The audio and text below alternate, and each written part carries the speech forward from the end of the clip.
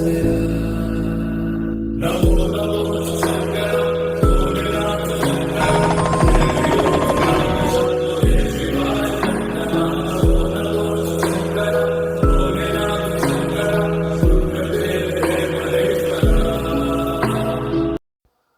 నమ శివాయ. మేము ఉదయాన్నే లేచి కేదార్నాథ్ యాత్ర రిజిస్ట్రేషన్ పేపర్ను ఇక్కడ స్కాన్ చేసి మనం యాత్రకు బయలుదేరడానికి ఇక్కడ క్యూ లైన్లో నిలబడినాము. యాత్రకు బయలుదేరే ముందు రోజు రాత్రి మేము సోన్ ప్రయాగ్ చేరుకున్నాము. 2:30కు లేచి స్నానం చేసుకుని 3 గంటల వరకు ఇక్కడ ఈ క్యూ లైన్లో నిలబడినాము. యాత్ర రిజిస్ట్రేషన్ కాపీని స్కానింగ్ చేసుకున్న తర్వాత అక్కడి నుంచి మేము కాలినడకన గౌరీకుండ్కు వెళ్ళడానికి జీబు యొక్క స్థలానికి బయలుదేరాము. మేము ఉదయాన్నే లేచి లైన్లో నిలబడడం ద్వారా మా ముందు 10 మంది మాత్రమే ఉన్నారు. అంటే స్టార్టింగ్ పర్సన్స్ మేమే అన్నట్టు. ముందుగా బయలుదేరడం వల్ల గౌరీకుండ్కి వెళ్ళడానికి జీబులు సరైన సమయంలో అందుబాటులో ఉంటాయి. ఉదయం తొందరగా వెళ్ళడం ద్వారా మనం గౌరీకుండ్ వెళ్ళడానికి ఎక్కువసేపు లైన్లో నిలబడాల్సిన అవసరం ఉండదు. కాబట్టి నేను ఇచ్చే సూచన ఏంటి అంటే కేదార్నాథ్ యాత్ర ప్రారంభించే ముందు రోజే సోన్ ప్రయాగ్ వచ్చేటట్లు ప్లాన్ చేసుకోండి. ఇక్కడ స్టే చేసి ఉదయాన్నే ఎర్లీగా లేచి 3:30 వరకు అక్కడ లైన్లోకి వస్తే మీరు వెళ్ళడానికి ఈజీగా ఉంటుంది. మేము 3 వరకే లైన్లోకి వచ్చాము. చూడండి, మేము వచ్చేసరికి మా ముందు చాలామంది లైన్లో ఉన్నారు. వీరు అంతకుముందు వచ్చిన వాళ్ళు అనుకుంటారు. 2:00, 2:30 ఆ టైంలో వచ్చి ఉంటారు. ఈ బ్రిడ్జ్ దాటి కొంచెం ముందుకు వెళ్తే అక్కడ కనబడుతుంది కదండి, ఆ వెహికల్సే ఇక్కడ నుండి గౌరీకుండ్ వరకు తీసుకెళ్తాయి. పర్ హెడ్ ఇక్కడ 50 రూపాయలు ఛార్జీలు వసూలు చేస్తున్నారు. ఇప్పుడు టైం 4:45 AM అవుతుంది. మార్నింగ్ అంతా చీకటిగా ఉంది. రికార్డ్ చేశాను కానీ సరిగ్గా కనబడట్లేదు. ఇక్కడ గౌరీకుండ్ నుంచి జీబులో దిగిన తర్వాత కొంచెం ముందుకు వస్తే అక్కడ చూపిస్తున్న గుంపు అంతా చూడండి.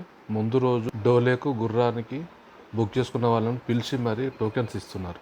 మేము ఏం చేసామంటే ఇక్కడ జనాలు ఎక్కువ ఉన్నారని చెప్పి ఇంకొంచెం పైకి వెళ్ళాము. ముందుకు వెళ్తే అక్కడ గోడైపావ్ అని చెప్పేసి ప్రీపెయిడ్ హార్స్ కౌంటర్ ఉంటుంది. అక్కడికి వెళ్ళామన్నట్టు మేము.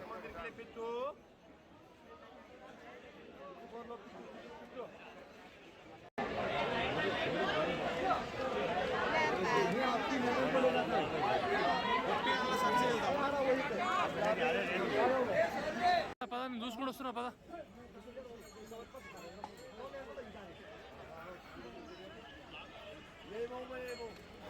మేము అక్కడ నుంచి ఇంకొంచెం ముందుకు బయలుదేరి వచ్చామండి. ముందుకు వచ్చేలోపు మా ఫ్రెండ్ ఒక అతను పోయి ముందు అక్కడ లైన్లో నిలబడ్డాడు. గుర్రాలు ఏంటంటే ప్రీపెయిడ్ కౌంటర్ అని ఉంది. అక్కడ ఎదురుగా కనబడుతుంది చూడండి, లైటింగ్స్ ఉన్నాయి చూడండి. ఆ ఏరియాలో గుర్రాలది ప్రీపెయిడ్ కౌంటర్ ఉంది. అక్కడ మా ఫ్రెండ్ లైన్లో నిలబడ్డాడు. స్టార్టింగ్లోనే తీసుకోవాల్సిన అవసరం లేదు గుర్రాలు. మనం ముందుకు వెళ్తే కూడా చాలా కౌంటర్స్ ఉంటాయి. ఇప్పుడు ఏంటంటే కొంచెం దూరం వచ్చి 1/2 కిలోమీటర్ దూరం వచ్చిన తర్వాత ఇక్కడ ప్రీపెయిడ్ కౌంటర్ ఉంది. అక్కడ తీసుకున్నాం మేము గుర్రాలు. ఇక్కడ గుర్రాల కోసం మనం స్పెషల్గా ఎత్తుకాల్సిన అవసరం లేదండి. గుర్రాల ఓనర్లే మన వెంటబడి వాళ్ళ టోకెన్స్ ఇస్తారు. టోకెన్స్ మీన్స్ వాళ్ళ ఐడి కార్డ్స్ ఇస్తారు. అక్కడ ఐడి కార్డ్స్ ఇచ్చిన తర్వాత ఆ ఐడి కార్డ్ తీసుకెళ్ళి మనం అక్కడ కౌంటర్లో క్యాష్ కడితే మనకు ఒక రిసిప్ట్ ఇస్తారు. వాళ్ళు ఇచ్చిన రిసిప్ట్స్ ఏంటంటే మనం గుర్రాల ఓనర్కి ఇస్తామండి. వాళ్ళ తర్వాత క్లెయిమ్ చేసుకుని కనబడుతున్న వాళ్ళ ఐడి కార్డు మనం తీసుకుంటామండి. మనకు పైకి చేరేంత వరకు ఆ ఐడి కార్డ్ మన దగ్గరనే ఉంటుందండి. మనం పైకి డెస్టినేషన్ చేరిన తర్వాత పైన కేదార్నాథ్ టెంపుల్కి వెళ్ళిన తర్వాత ఆ ఐడి కార్డ్ వాళ్ళకి రిటర్న్ ఇచ్చేస్తాం. ఇక్కడ మా గుర్రాలు సిద్ధంగా ఉన్నాయి, ఎక్కడానికి రెడీగా ఉన్నాము. 4 గుర్రాలు వచ్చేసాయండి ఇక్కడికి. ఇక్కడ గుర్రం చూస్ చేసుకోవడం ఎట్లా ఉంటుందండి, మనిషి యొక్క వెయిట్ బట్టి గుర్రాన్ని ఇస్తారు మనకు. ఇక్కడ ఈ పర్సన్ రమేష్ అన్న అని మా టీం మెంబర్ గుర్రం ఎక్కడానికి ప్రయత్నం ఇస్తున్నాడు. కాళ్ళు వేస్తలేదు. అయ్యో అబ్బా ఎక్కింది.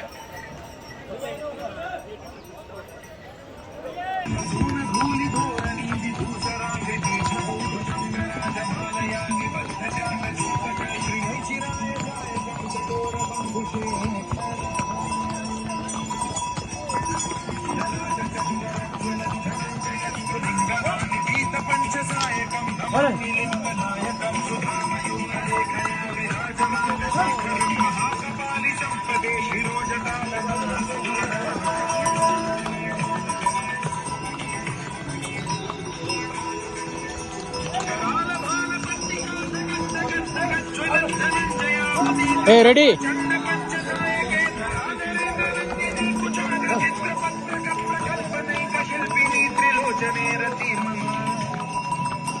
నవీన మేఘమండలి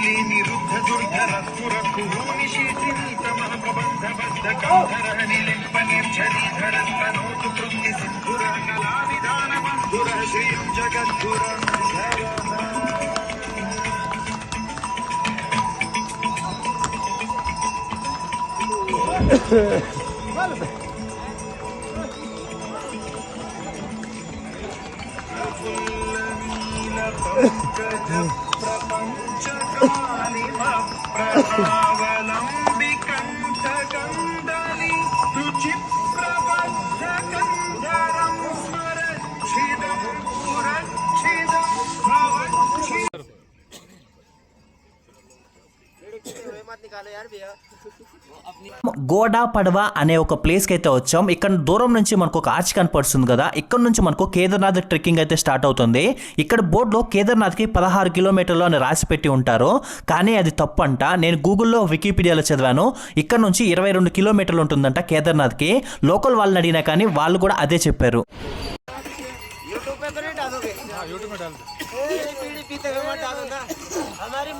मूवी नहीं दो यार, थोड़ा क्रीम पाउडर लगाते अच्छे दिखते कपड़े.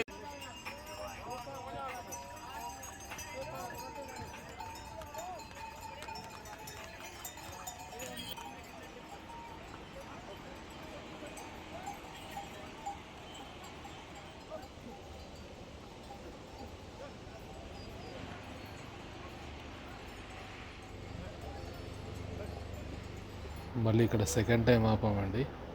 రెస్ట్, హార్స్కి రెస్ట్ ప్లస్ మాకు కూడా రెస్ట్. వాళ్ళు కూడా లైట్ స్నాక్స్ చాయ్ తాగారు, వాళ్ళు గుర్రం నడిపే వాళ్ళు.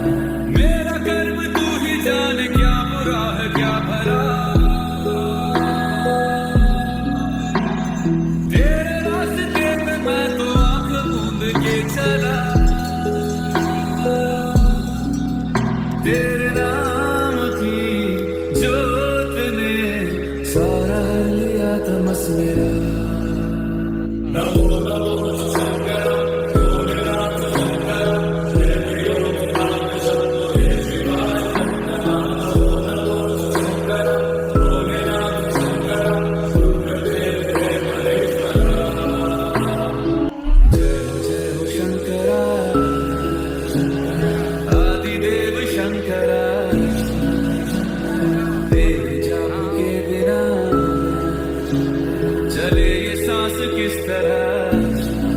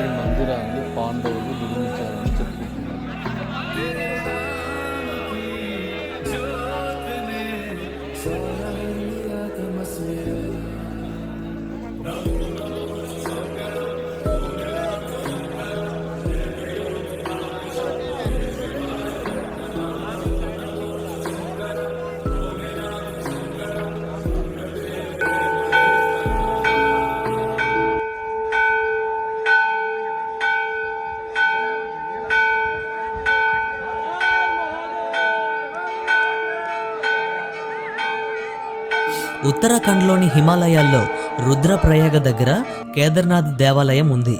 ఇది ఉత్తరాఖండ్లోనే ఎత్తైన దేవాలయం.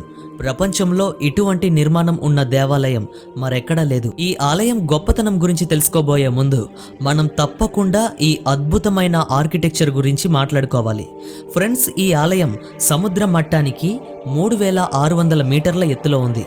అసలు దీన్ని మానవులే నిర్మించారా అంటే నమ్మటానికి అస్సలు మన మనసు ఒప్పుకోదు. ఎందుకంటే నిజానికి తలుచుకుంటే మనుషులు దీన్ని అసలు నిర్మించనే లేరు. అందుకే చాలామంది నమ్మేదేంటంటే సూపర్ న్యాచురల్ పవర్స్ ఉన్న కొంతమంది దీన్ని బహుశా నిర్మించి ఉంటారని చెప్తున్నారు. ఈ ఆలయంలో ఉపయోగించిన రాళ్ళు అన్నీ కూడా ఇంటర్లాకింగ్ టెక్నిక్ ద్వారా నిర్మించబడ్డాయి. ఈ రోజుల్లో అయితే ఒక చిన్న భవనాన్నైనా సరే నిర్మించడానికి పెద్ద పెద్ద యంత్రాలను ఉపయోగిస్తున్నారు. కానీ కొన్ని వేల సంవత్సరాల క్రితం ఇలాంటి మారుమూల ప్రాంతంలో ఒక విధంగా చెప్పుకోవాలంటే సులువుగా నడవటానికే కష్టంగా ఉండే ఇలాంటి హిమాలయాల్లో మెకానిక్ లిఫ్ట్లు కానీ ఆధునిక యంత్రాలు కానీ ఏమీ లేని చోట వేల టన్నుల బరువైన రాళ్లతో ఈ భారీ దేవాలయాన్ని ఖచ్చితంగా మనుషులు నిర్మించలేరు. కేదార్నాథ్ ఆలయాన్ని నిజంగా పాండవులు నిర్మించారా? దీనికి సమాధానం కేదార్నాథ్ ఆలయం చాలా పురాతనమైనది. దీని గురించి పురాతన గ్రంథాల్లో కూడా చాలా ఎక్కువగానే ప్రస్తావించబడింది. స్కంద పురాణం, వాయు పురాణం, కేదారకల్ప, కేదార్ ఖండంలోని ఈ ఆలయం గురించి ఎంతో వివరంగా రాయబడింది. వాయు పురాణం ప్రకారం బ్రహ్మదేవుడు ఈ ప్రపంచాన్ని సృష్టించినప్పుడు విష్ణువు, నారాయణ అనే 2 ఋషుల రూపాన్ని తీసుకున్నాడు. ఈ భూమిని రక్షించటానికి అండ్ శివుణ్ణి దర్శించుకోవటానికి నారాయణుడు కేదార్నాథ్లోని గంధమాదన పర్వతం మీద తీవ్రంగా తపస్సు చేశాడు. శివుడు వారి తపస్సుకు సంతోషించి దర్శనం ప్రసాదించాడు. అంతేకాకుండా శివుడు తప్పకుండా భూలోకంలోనే, అది కూడా కేదార్నాథ్లోనే తన నిజ రూపంలో ఉండిపోవాలని వరం కోరారు. దీంతో శివుడు వాళ్లకు వరం ఇచ్చి తదాస్తు అంటూ వెళ్ళిపోయాడు. అప్పటి నుంచి కేదార్నాథ్ భగవంతునికి నివాసంగా గుర్తించబడింది. అదేవిధంగా ఈ కేదార్నాథ్ ఆలయానికి సంబంధించి అత్యంత ప్రజాదరణ పొందిన ఇంకొక ఆసక్తికరమైన కథ కూడా పాండవులకు సంబంధించి ఒకటి ఉన్నది. గొప్ప ఇతిహాసమైన మహాభారత కథను మీరంతా వినే ఉంటారు. ఈ మహాభారత యుద్ధం ప్రపంచ యుద్ధాల్లో అతి పెద్దదిగా పరిగణిస్తారు. అయితే ఆ యుద్ధం తర్వాత ఏమైందో చాలా తక్కువ మందికి మాత్రమే తెలుసు. మహాభారత యుద్ధాన్ని ధర్మం మరియు అధర్మం మధ్య యుద్ధం అంటారు. ఈ యుద్ధంలో ధర్మాన్ని రక్షించటానికి పాండవులు తమ సొంత సోదరులైన కౌరవులతో యుద్ధం చేయాల్సి వచ్చింది. 18 రోజులు జరిగిన యుద్ధంలో పాండవులు విజయం సాధించారు. ఈ సమయంలోనే వాళ్ళ గురువు ద్రోణాచార్యుడు, భీష్మ పితామహుడు ఇంకా అనేక మంది బంధువులు మరణించారు. దీంతో యుద్ధం తర్వాత పాండవులు హస్తినాపురం సామ్రాజ్యాన్ని పొందారు. కానీ వాళ్ళు అస్సలు సంతృప్తి చెందలేదు. వాళ్ళ సొంత సోదరులను, గురువులను చంపిన అపరాధం వాళ్ళను ఎంతో ఇబ్బంది పెట్టింది. ఈ పరిస్థితిలో యుధిష్ఠిరుడు, భీముడు, అర్జునుడు, నకులుడు, సహదేవుడు అండ్ ద్రౌపది కృష్ణుణ్ణి కలవటానికి వెళ్లారు. పాండవులు తమ పరిస్థితి గురించి వివరంగా చెప్పారు. ఇదంతా గమనించిన కృష్ణుడు, మీ పాపాలను ప్రాయశ్చిత్తం చేసుకోవాలంటే జీవన్ మరణ చక్రాన్ని శాసించేవాడు శివుడు. ఈ పాపం నుంచి ఆయనే మిమ్మల్ని విముక్తి చేయగలడు అని సమాధానమిస్తాడు. శివుడు కేదార్నాథ్లో నివాసం ఉంటున్నాడు. అతని జ్యోతిర్లింగం అక్కడ మంచులో దాగి ఉంది. పాండవులు జ్యోతిర్లింగాన్ని చూడటం ద్వారానే వారి పాపాల నుంచి విముక్తి పొందగలరు. అందుకే పాండవులను కేదార్నాథ్కు వెళ్ళమని కృష్ణుడు సలహా ఇచ్చాడు. కృష్ణుని కోరికపై పాండవులు అండ్ ద్రౌపది హిమాలయాల్లో ఉన్న కేదార్నాథ్ వైపు శివుని కోసం బయలుదేరుతారు. వారి అన్వేషణలో పాండవులు హిమాలయాల్లో చాలా రోజులు చాలా చోట్ల సంచరించారు. ఎక్కడికి వెళ్ళినా వాళ్లకు మొత్తం మంచే కనిపిస్తుంది. పాండవులు కొన్ని రోజులకు పరమశివుణ్ణి వెతికి వెతికి అలసిపోయారు. వాళ్ళకే తెలీదు. ఆ చుట్టుపక్కల మనుషులు మాత్రమే కాదు, కనీసం పక్షులు కూడా కనిపించటం లేదు. చివరకు పాండవులు అలా సంచరిస్తూ గుప్త కాశీకు చేరుకున్నారు. అదృష్టవశాత్తు శివుడు మరియు పార్వతి అక్కడ విశ్రాంతి తీసుకుంటున్నారు. శివుడు పాండవులకు అత్యంత సన్నిహితుడని చెప్తాడు మరియు వాళ్ళపై చాలా కోపంగా కూడా ఉంది. అందుకే అతను పాండవులను చూడాలనుకోలేదు. దీంతో పాండవులు శివుని అన్వేషణలో అశాంతితో ఉన్నారు. వీరికి పార్వతీదేవి కనిపిస్తుంది. పార్వతీదేవిని శివుని చిరునామా అడుగుతారు. కానీ పార్వతీదేవి మాత్రం తాను ఎలాంటి సహాయం చేయలేనని వాళ్లతో చెప్పింది. కానీ వాళ్ళు ఏ మార్గంలో వెళ్లాలో ఆమె ఖచ్చితంగా చెప్పగలదు. అందుకే పాండవులు కూడా పార్వతీమాత చెప్పిన బాటలోనే నడిచారు. దారిలో వాళ్లకు చాలా గేదెల గుంపు కనిపించింది. పరమశివుడు ఒకప్పుడు భస్మాసురునితో యుద్ధ సమయంలో ఒక గేదె రూపాన్ని ధరించాడని యధిష్ఠిరునికి ముందే తెలుసు. అయితే ఇక్కడ ఉన్న గేదెల మందలో కూడా శివుడు దాగి ఉన్నాడని అతనికి అర్థమైంది. అందుకే ఈ గేదెలను ఒక్కొక్కటిగా తొలగించమని యధిష్ఠిరుడు భీమునికి చెప్పాడు. వారిలో ఈ గేదెలన్నింటిలో ఎక్కడో ఒక చోట శివుడు తప్పకుండా కనిపిస్తాడు. భీముడు మందలోని గేదెలను గుంపులోంచి ఒక్కొక్కటిగా వేరు చేయటం ప్రారంభించాడు.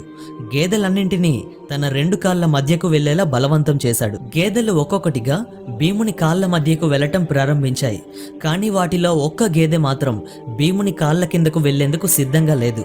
ఆ గేదె తన తలను నేల మీదకు గట్టిగా రుద్దుతుంది. అలా చూస్తూ ఉండగానే దాని శరీరం సగానికి పైగా భూమిలో దూరిపోయింది. భీముడు వెంటనే పరిగెత్తి ఆ గేదె తోకను పట్టుకున్నాడు అండ్ దాన్ని నేల నుంచి బయటకు తీయడం ప్రారంభించాడు. అందరూ చెప్తూ ఉంటారు కదా, భీమునికి 10,000 ఏనుగుల బలం ఉంటుంది అని. కానీ అంత బలాన్ని ఉపయోగించినప్పటికీ ఆ గేదె వెనక భాగం మాత్రమే నేల మీదకి రాగలిగింది. ఈ దృఢ విశ్వాసాన్ని చూసిన పరమశివుడు సంతోషించి వాళ్లకు దర్శనం ఇచ్చి పాపాల నుంచి విముక్తులను చేస్తాడు. ఈ పాండవులతో జరిగిన ఈ సంఘటనలో గేదె రూపంలో ఉన్న శివుని శరీరం యొక్క వీపు భాగం మాత్రమే నేలపైకి రాగలిగింది. అందుకే కేదార్నాథ్ ఆలయంలో నేటికి శివుడు ఈ రూపంలోనే పూజలు అందుకుంటున్నాడు. అతని శరీరంలోని మిగిలిన 4 భాగాలు వివిధ ప్రదేశాల్లో బయటకు వచ్చాయి. పరమశివుని శరీరంలో ఈ భాగాలు ఎక్కడి నుంచి బయటకు వచ్చాయో ఆ ప్రదేశాలను మనం ఈరోజు పంచకేదార్ అని పిలుచుకుంటున్నాం.